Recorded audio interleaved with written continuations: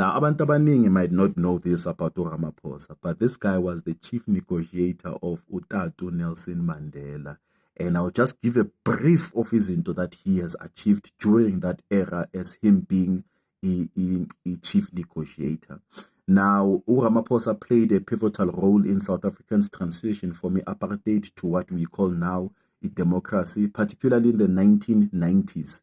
And then during constitutional talks and later as a political and business leader, Ramaphosa has had a significant impact on South Africa and more broadly into Africa.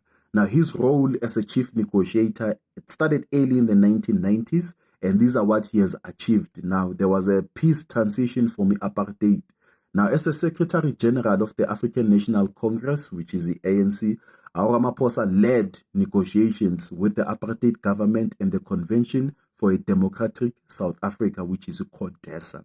He helped, I'm going to emphasize a lot, he helped draft the interim constitution in 1993, which paved the way for the first democratic elections in 1994.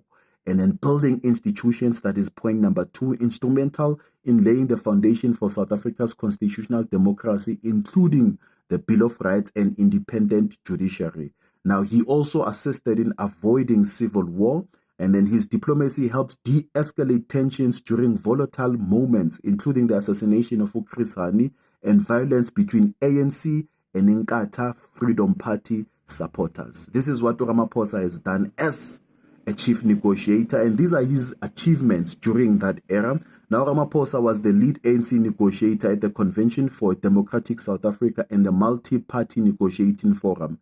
He successfully helped steer talks with National Party and other groups, resulting in the dismantling of apartheid laws and structures. And then he chaired the Constitutional Assembly that wrote South Africa's post-apartheid 1996 constitution, widely regarded as one of the most progressive in the world. The constitution enshrines isn't as fana human rights, isn't as fana equality, freedom of speech, and non-racialism, and laid the foundation for democratic governance.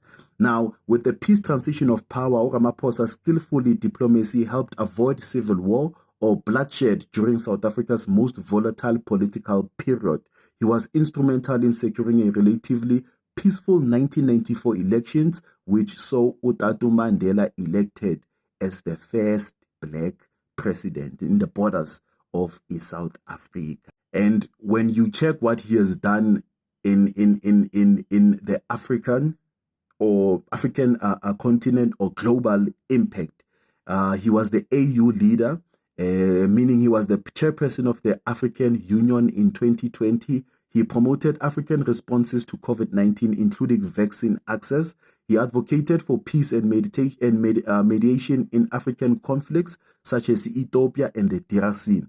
And then he supported the African Continental Free Trade Area, promoted into African cooperations and digital transformation. He also helped lay the groundwork for the democratic institution that South Africa relies on today. And then he strengthened legal constitutional systems that continue to guide South Africa governance. And then although mixed in results, his post-apartheid involvement in business and policy also shaped early black economic empowerment initiatives. Now, for Africa, he has designed model for peace transition, and then also when it comes to Pan-African diplomacy and also integration, those points I've mentioned up there when I spoke about the COVID-19. So Ramaphosa, as Mandela's chief negotiator, was a key architect of South Africa's peaceful transition to democracy. His achievements, especially in the 1996 constitutional and the peaceful 1994 elections, cemented his role as a nation builder and contributed to democratic models admired across Africa. So Lana, we are speaking of Ramaphosa. Party politics aside, we're just speaking of Ramaphosa. And this is what the man has done. We out.